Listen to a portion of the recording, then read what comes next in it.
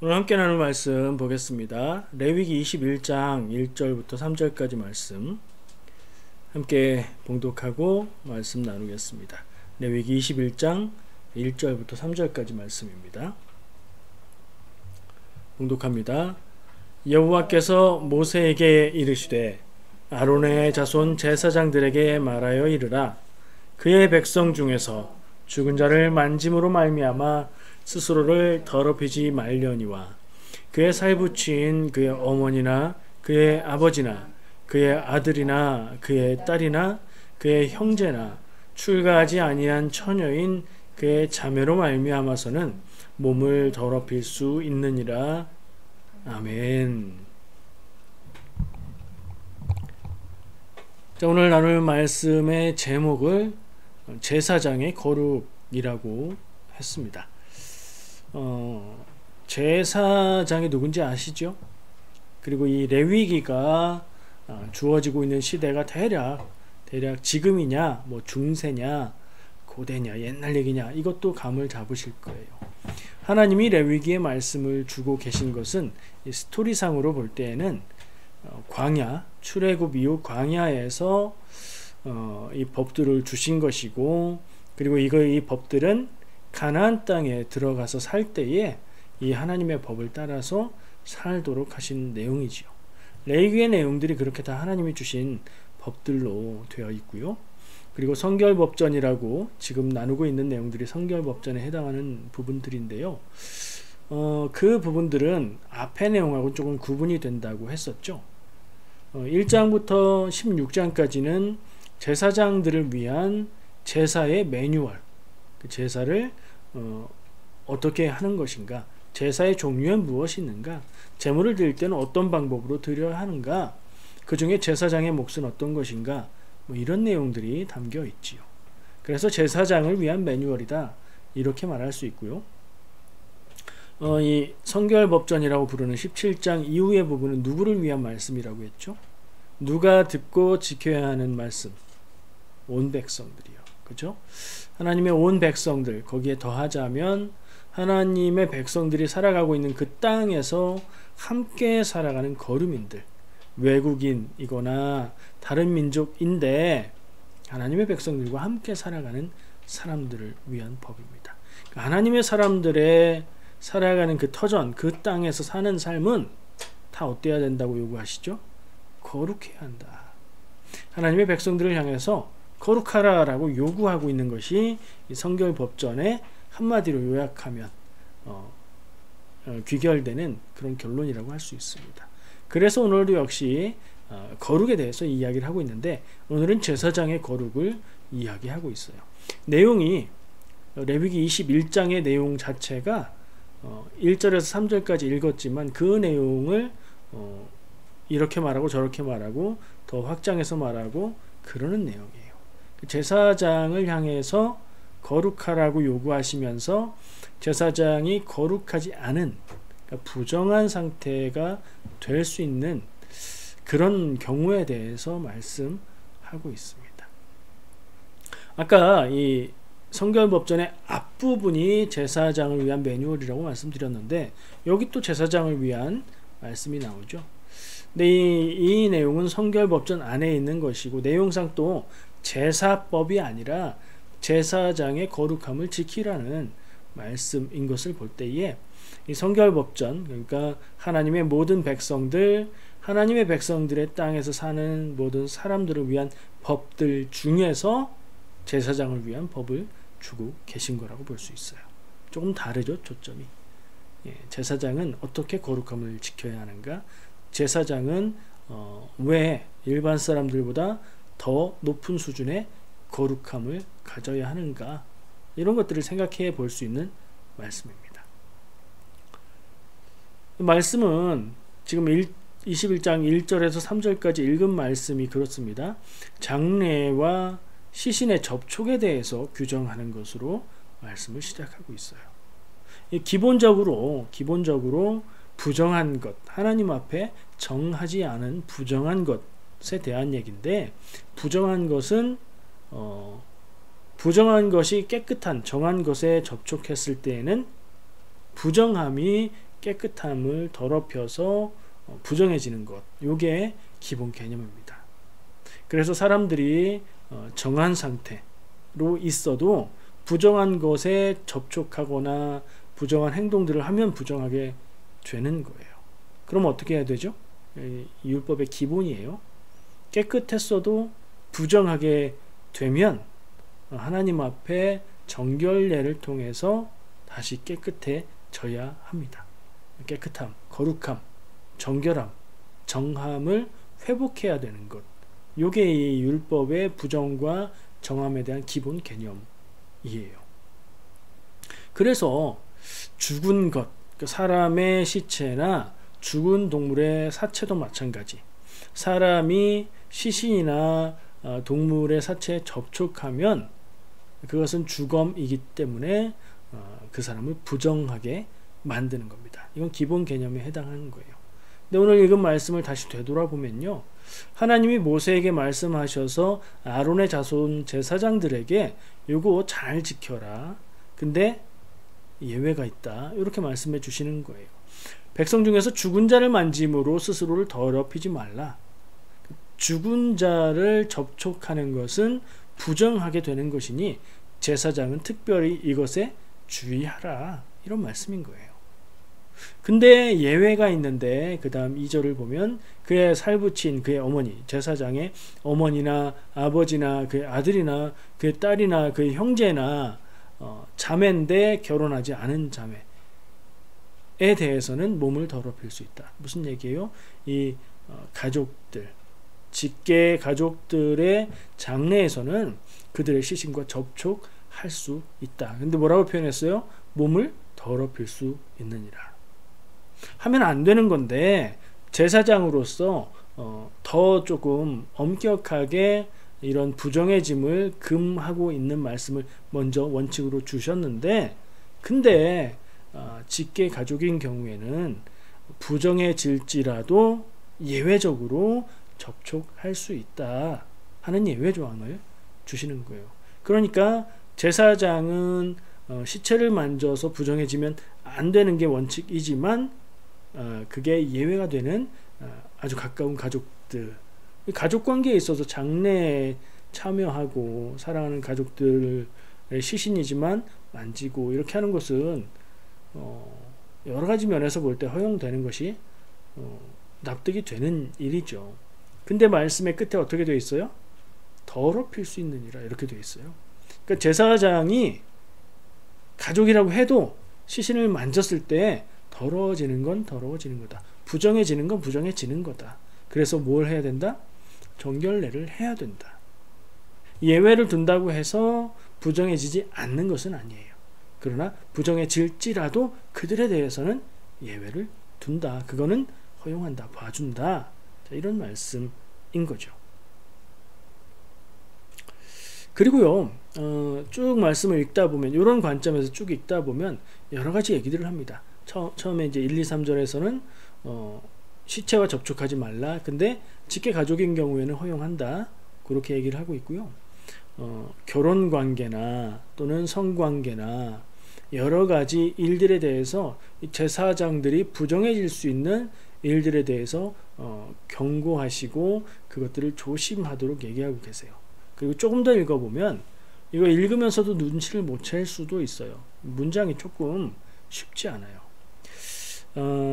10절에서 12절 말씀을 보면 또 다른 얘기가 나옵니다. 10절부터 나오는데요. 자기의 형제 중 관유로 부음을 받고 위임되어 그 예복을 입은, 여기까지는 그냥 넘어가도 돼요. 대제사장은, 요 대자가 붙어있는 것을 놓치면 안 됩니다. 지금까지는 누구 얘기했어요? 제사장 얘기했죠. 일반 제사장, 보통 제사장. 그런데 지금부터는 10절부터는 누구 얘기예요? 대제사장 얘기입니다.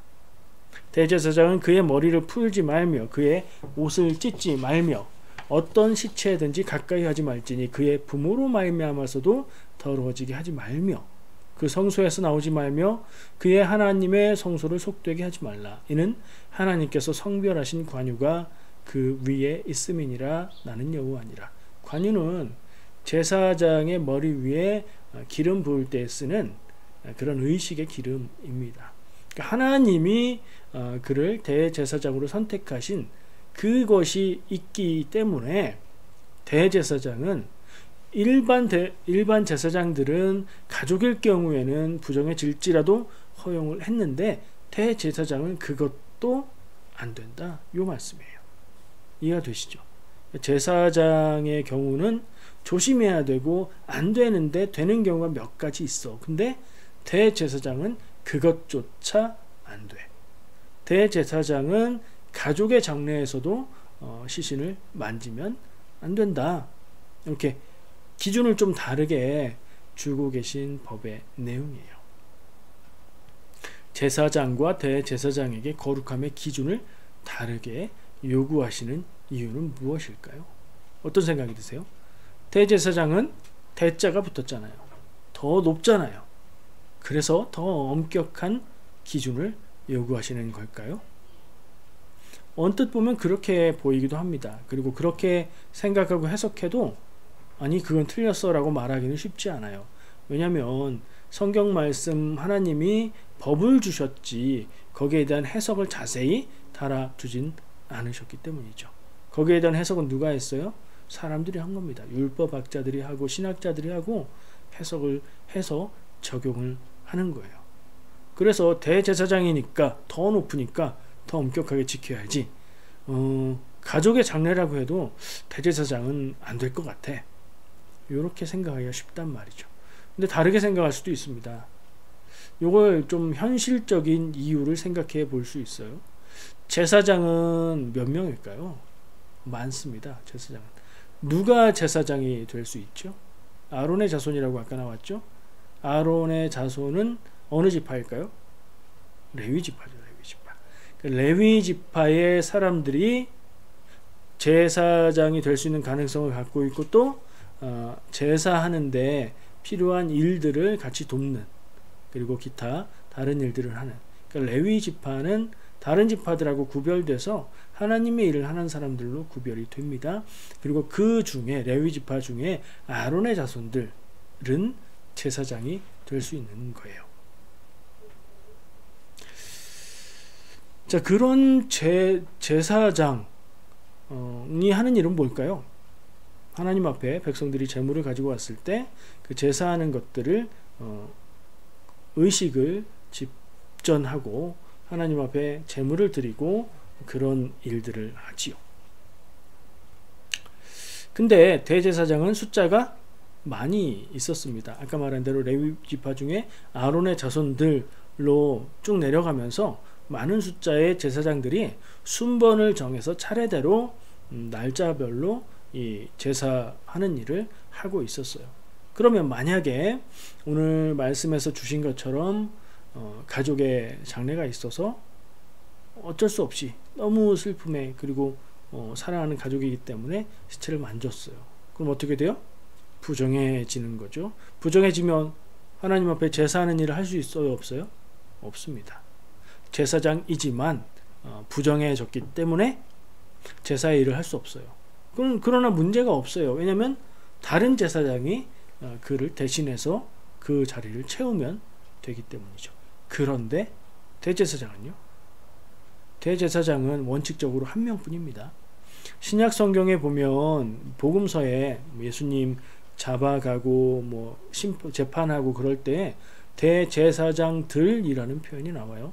그래서 대제사장이 여러 명인 것 같은 느낌을 주는데 그거는 해석을 하는 책들마다 대제사장이 한 명이지만 전임 대제사장이 있을 때에는 그 현직과 전임을 합해서 대제사장들이라고 불렀다. 원칙은 대제사장은 종신제예요. 죽을 때까지 하는 거예요. 그래서 원칙대로 따르자면 대제사장이 한 명 이상이 있을 수가 없어요. 그런데 신약 시대에는 로마의 지배를 받으면서 그런 율법들이 많이 무너졌고 그런 변경이 생겨서 그런 상황이 있었지만 원래는 대제사장은 한 명인 거예요. 한 명이 대제사장이 가족의 장례 때문에 부정해졌다. 그럼 어떻게 해요? 대제사장이 해야 되는 역할들이 많이 있을 거고, 속죄일에는 온 이스라엘 백성들의 죄를 하나님 앞에 가지고 나가서 정결하게 하는 사역을 해야 되는데, 대제사장만 성소에 들어가서 지성소까지 나갈 수 있는데 그걸 대신할 사람이 없는 거예요. 대체 불가의 대제사장이기 때문에 그래서 기준이 달라지는 건 아닐까, 이렇게 볼 수 있습니다. 저는 그렇게 보고요, 많은 주석서들도 그렇게 설명을 하고 있습니다. 물론 제사장이 중요하고 하나님 앞에 거룩해야 되기 때문에 기준을 적용하고, 그러나 많이 있으니까 조금 약하게 적용할 수 있고, 대제사장은 더 높고 더 많은 중요한 일들을 해야 되기 때문에 더 기준을 높이 요구한다라고 볼 수도 있겠죠. 그런 생각을 전혀 안 할 수는 없을 것 같아요. 그러나 그건 좀 차별이지 않을까 싶은 생각도 들고, 지금 얘기하는 것들은 다 해석입니다. 하나님이 주신 말씀에 직접적으로 다루어 주신 게 아니에요. 그러니까 해석은 가변적인 거예요.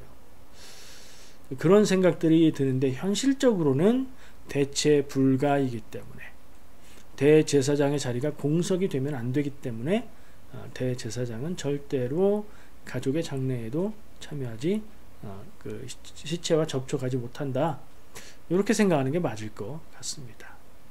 자, 이렇게 살펴본 더 많은 내용들이 있습니다. 읽어보시면 근데 그런 것들이 다 제사장과 대제사장에게 더 높은 수준의 거룩함을 요구하시는 내용, 삼가해야 될 것들, 하면 안 될 것들에 대한 내용을 주고 있다고 볼 수 있어요. 21장 전체를 보면 아까 말씀드린 대로 누구를 위한 거룩함, 그러니까 누구에게 대한 거룩함에 대한 규정이죠. 제사장의 거룩함에 대한 규정이에요. 이게 우리와 무슨 관계가 있을까요? 이것을 읽고 이해하고 지식으로 알고 있는 것 말고 나와 무슨 관계가 있을까요? 내가 제사장인가요? 여러분 제사장이십니까? 저나 여러분이 대제사장인가요? 아니잖아요. 사실 지금은 유대인들 가운데에도 제사장이 없다고 알고 있습니다. 그 자손들은 있겠죠. 그러나 지파 의식이나 이 조상들에 대한 그 제사장 직책이나 이런 것들이 많이 깨어지고 허물어지고 희미해지고, 결정적으로 성전이 무너짐으로 인해서 더 이상 제사를 하지 않게 되었기 때문에 제사장들이 있어도 할 일이 없어진 거죠. 제가 아는 바로는 현재의 그 이스라엘 사람들, 현재의 이스라엘 국민들은 유대인임을 인정받아야 그 국민이 될 수 있다는데요. 유대인임을 인정받는 거지, 이스라엘의 12지파가 있는데 나는 어느 지파 누구 자손이다 이런 것까지 다 알지 못한다고 얘기를 하더라고요. 아는 사람도 있겠지만 대체로 그런 지파의 구분이나 이런 것들은 많이 희미해졌다고 해요. 현재는 제사할 필요도 없고 제사도 없고, 그러니까 제사장은 없다고 보는 게 맞겠죠. 없는 제사장에 대해서 거룩함을 요구하는 이 내용이 우리가 무슨 관계가 있습니까? 여담인데 어떤 사람들은 예루살렘에 무너진 성전을 다시 재건해야 된다, 성경 말씀 하나님의 뜻에 따라서 예루살렘이 회복되는 것들이 나오기 때문에 다시 재건해야 된다, 이런 생각을 하고, 그러면 제사장은 어떻게 찾을 것인가? 현대 발전된 과학기술로 유전자 검사를 통해서 아론의 자손에게만 나타나는 유전자를 발견해서 찾을 수 있다, 이렇게 생각하고 그걸 추구하는 사람들도 있다고는 합니다. 그런데 이게 일반적인 상황은 아닌 것 같고요. 그게 꼭 그렇게 돼야 되는가 하는 의문도 있습니다. 어쨌든 그렇고요. 이런 일들이 언제 시작되었을까요? 그러니까 지파가 좀 희미해지고 이스라엘 12지파가 있잖아요. 그런 일들이 언제 생겼을까요? 첫 번째는 북이스라엘이 멸망했을 때, 그리고 그들이 포로로 타지로 강제 이주가 됐을 때, 타지에서 수백 년의 기간을 살거든요. 유다 같은 경우에는 좀 더 나중에 멸망했고 한 50년에서 60년, 길어야 70년 세월을 타지 생활을 하고 다시 돌아오잖아요.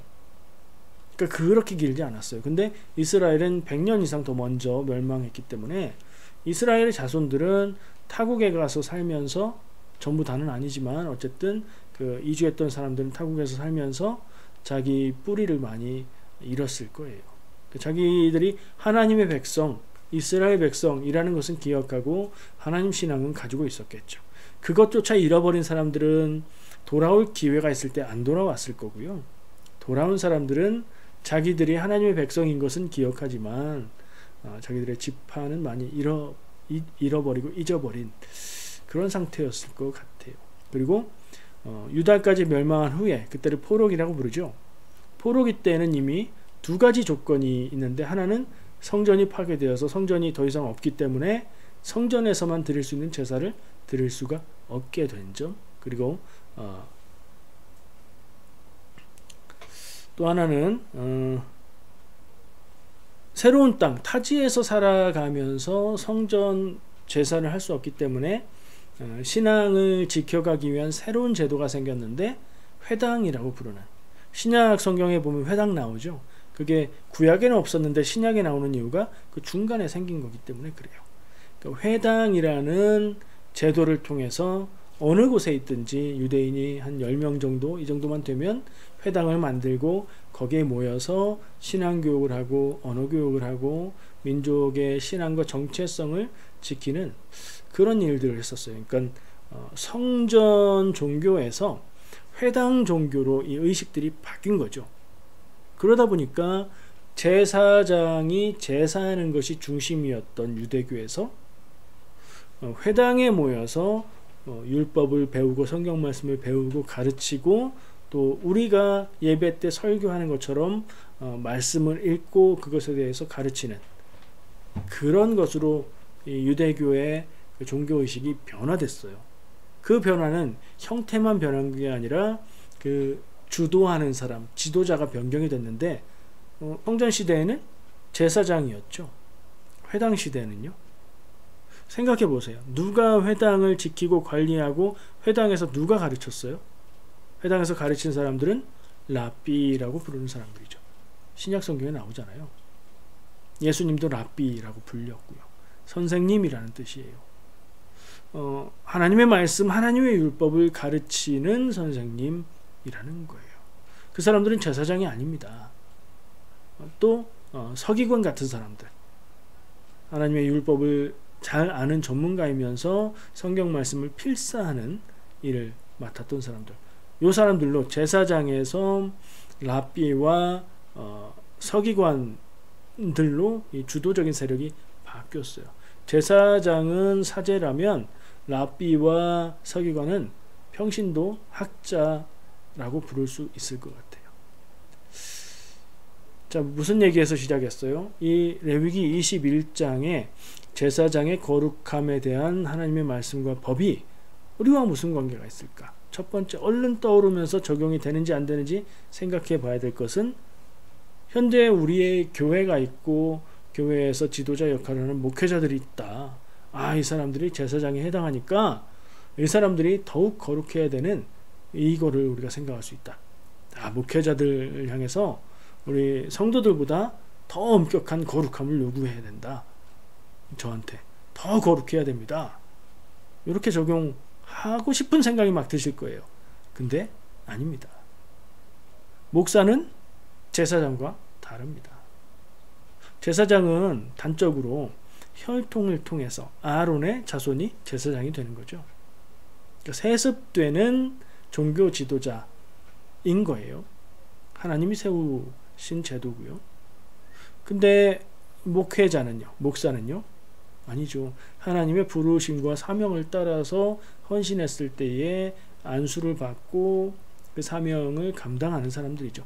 어떤 면에선 의미적으로는 통하는 부분이 없지는 않지만 그 본질을 생각해 볼 때 목사, 목회자는 제사장보다는 랍비, 서기관 쪽에 더 가까운 것 같아요.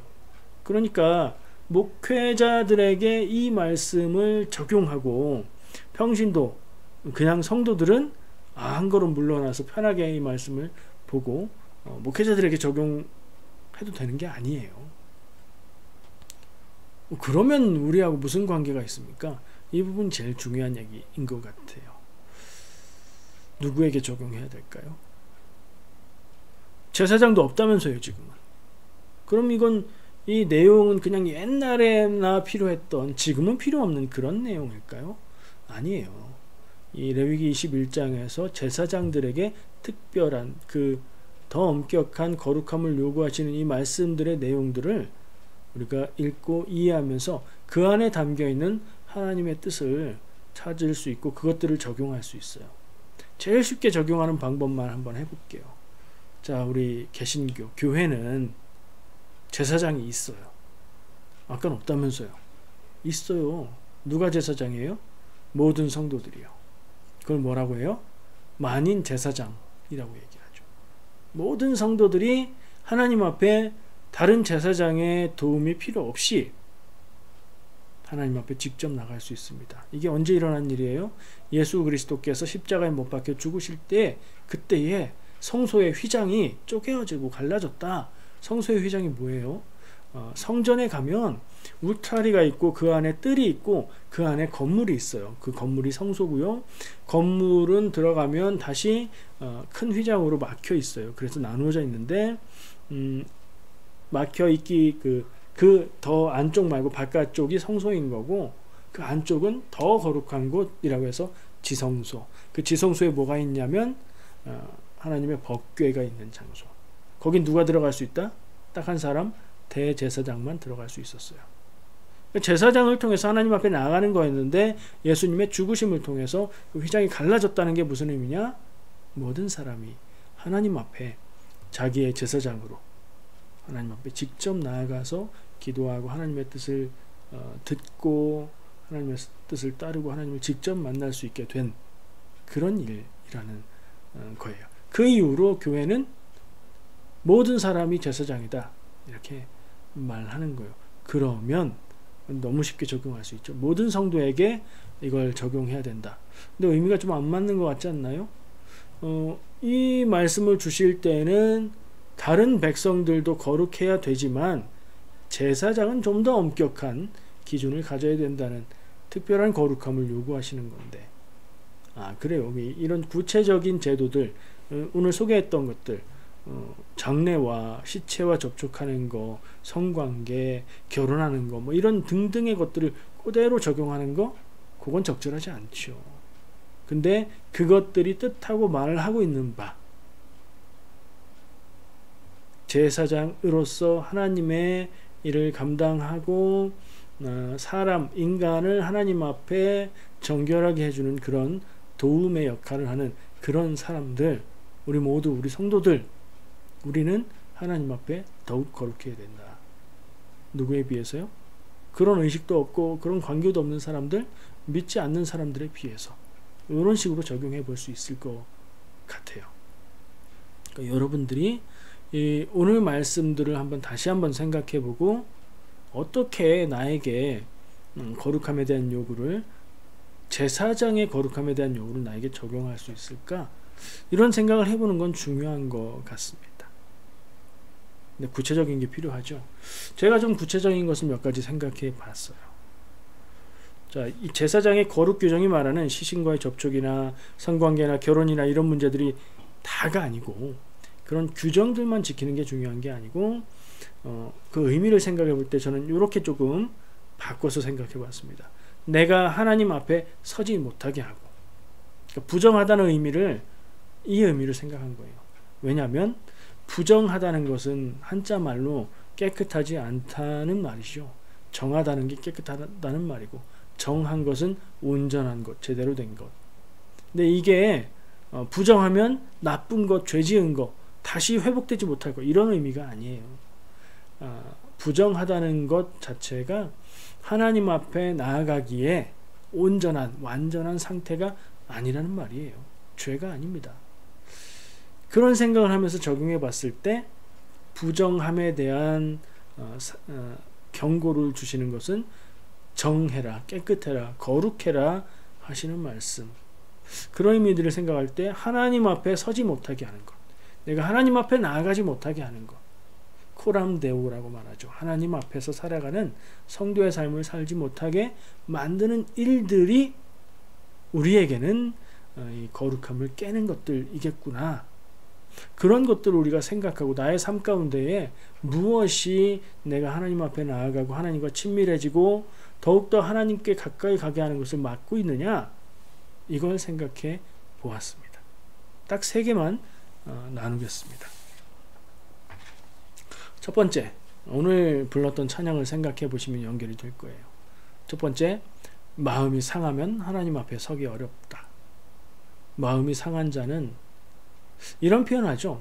흔히 기도도 할 수 없을 만큼 마음이 무너졌다, 이런 표현을 해요. 아주 큰 슬픔이나 큰 충격을 받으면 사람이 정신이 좀 무너지게 되지요. 정신이 쓰러져 있는 것 같은 상태가 돼서 하나님 앞에 기도하는 것조차 어려울 때가 있어요. 하나님 앞에 기도조차 못한다는 건 뭐예요? 하나님 앞에 나가서지 못한다는 얘기죠. 그 정도로 마음이 상하게 되었을 때 하나님 앞에 나가지 못합니다. 사랑하는 사람을 죽음으로 잃었다든가, 정말 열정을 다해서 사랑하는 사람이 있었는데 헤어지게 됐다든가, 사람들이 얼마나 그거 때문에 괴로워하고 슬퍼하고 그럽니까? 뭐 그런 것들, 너무나 열정을 다해서 어떤 일을 이루고자 했는데 그 일이 좋은 열매가 맺히지 않고 실패하게 되었다라든가, 그러니까 큰 슬픔이나 충격 때문에 마음이 상하면 우리는 하나님 앞에 나아가는, 하나님과 원활하게 소통이 되는 그런 상태가 되기 어렵죠. 저는 이걸 첫 번째로 꼽았습니다. 마음이 상하면 하나님 앞에 서기 어렵다. 우리가 이것을 발견하고 치유하는 것은 너무나 중요한 일입니다. 왜냐하면 우리는 하나님 앞에, 하나님 가까이, 하나님과 동행하는 게 가장 좋은 상태이기 때문이죠. 그걸 막는 것이기 때문에 이걸 해결하는 게 중요하다는 겁니다. 근데 우리는 아픔과 괴로움과 충격에 빠져 있을 때 그것까지도 생각하지 못할 가능성이 많거든요. 그리고 내 안에 잠재되어 있고 무의식 가운데 잠재되어 있는 아픔들은 또 우리가 모르고 살아가기가 쉽습니다. 이것들을 발견해내고 하나님 앞에 치유받는 것이 너무나 중요합니다. 하나님께 나가기 위해서요. 두 번째, 비슷한 것처럼 들릴 수도 있는데 설명을 들으면 다릅니다. 감정이 상했을 때 하나님 앞에 나서기 어렵다. 마음이 상한 거, 감정이 상한 거 같은 거 아닌가요? 달라요. 마태복음 5장 23절, 24절 말씀을 읽어볼게요. 그러므로 예물을 제단에 드리려다가 거기서 네 형제에게 원망 들을 만한 일이 있는 것이 생각나거든 예물을 제단 앞에 두고 먼저 가서 형제와 화목하고 그 후에 와서 예물을 드리라. 단적으로 보여주는 예수님의 말씀이에요. 관계가 깨어졌을 때에 하나님 앞에 드리는 예물, 사람과 사람 사이에 다른 사람과의 관계가 문제가 있을 때 하나님께 드리는 예배, 이게 온전할 수 없다는 거죠.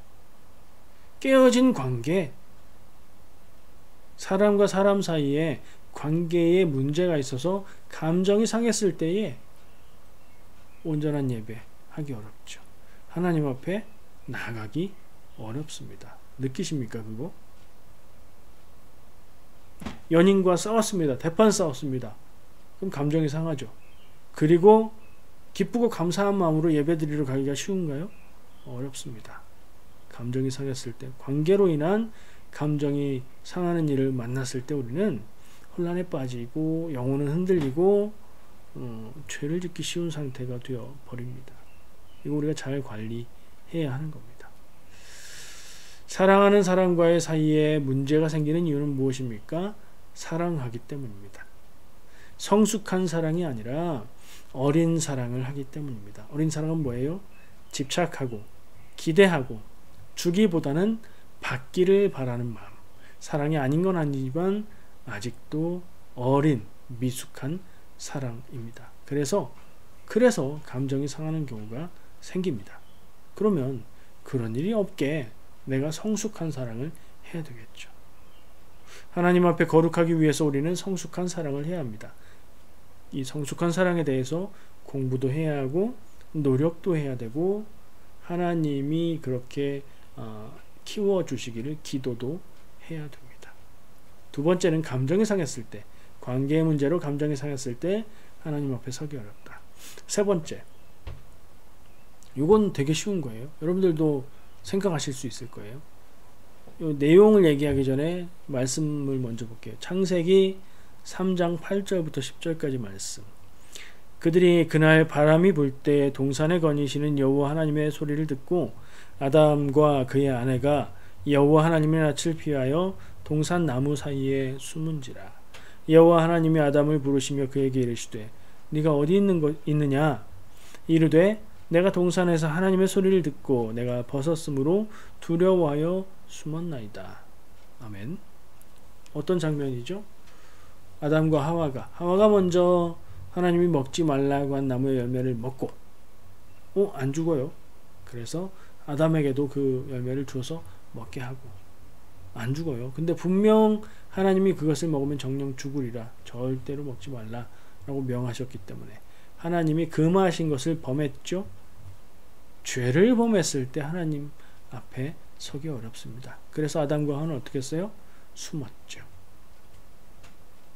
가정에서도 많이 겪는 일 아닌가요? 자녀들이 뭔가를 망가뜨렸거나 큰 잘못을 했을 때 부모를 피하고 집에 안 들어가려고 하고 그러죠. 똑같은 현상이에요.